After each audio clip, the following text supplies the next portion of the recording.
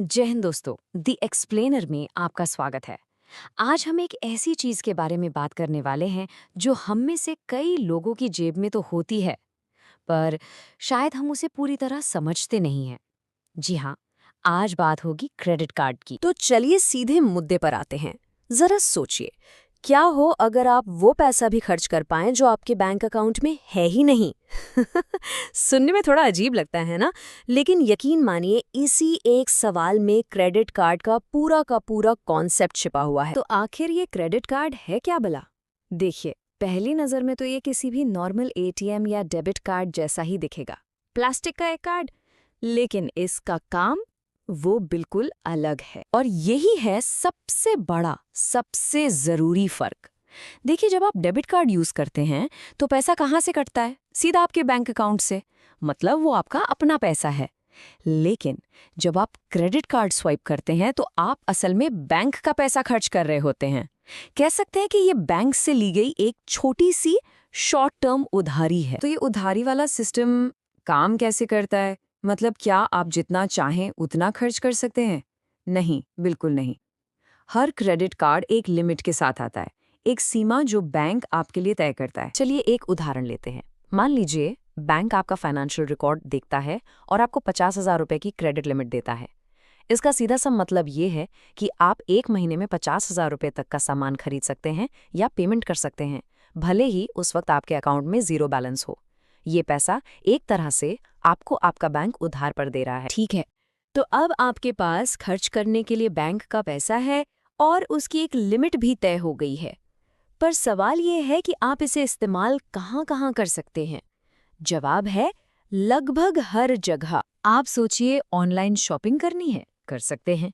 घर का बिजली, पानी, गैस का बिल भरना है, हो जाएगा।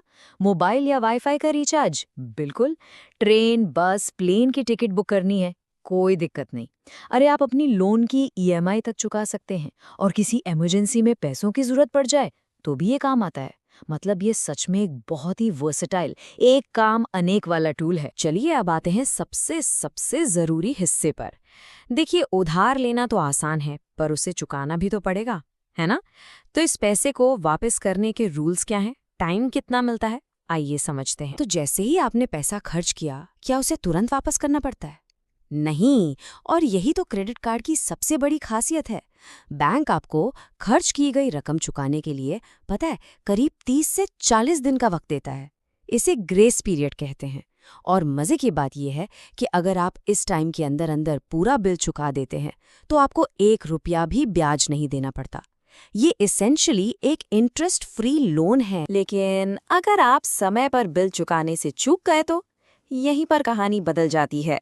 अगर आपने पेमेंट में जरा भी देरी की तो बैंक आप पर लेट फीस लगाएगा और भी कई तरह के चार्जेस लगा देगा। और मैं बता दूं, ये चार्जेस बहुत ज्यादा हो सकते हैं।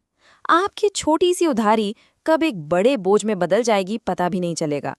तो ड्यू डेट उसे कभी मत भूलिए, ये बहुत जरूरी है। तो अब आप इसके फायदे भी समझ गए और इसकी जिम्मेदारियां भी।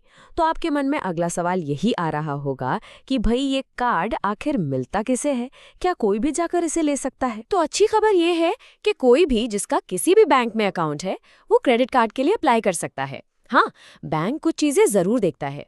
वो आपके अकाउंट के लेन देन को चेक करेगा, आपकी इनकम का अंदाजा लगाएगा।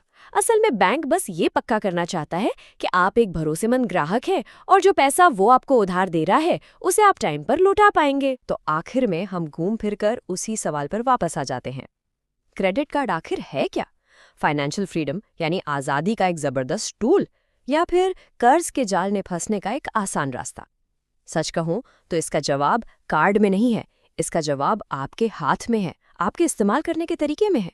अगर आप इसे समझदारी से इस्तेमाल करते हैं तो ये आपका सबसे अच्छा दोस्त है, और अगर लापरवाही की तो सबसे बड़ा दुश्मन। सोचने वाली बात है।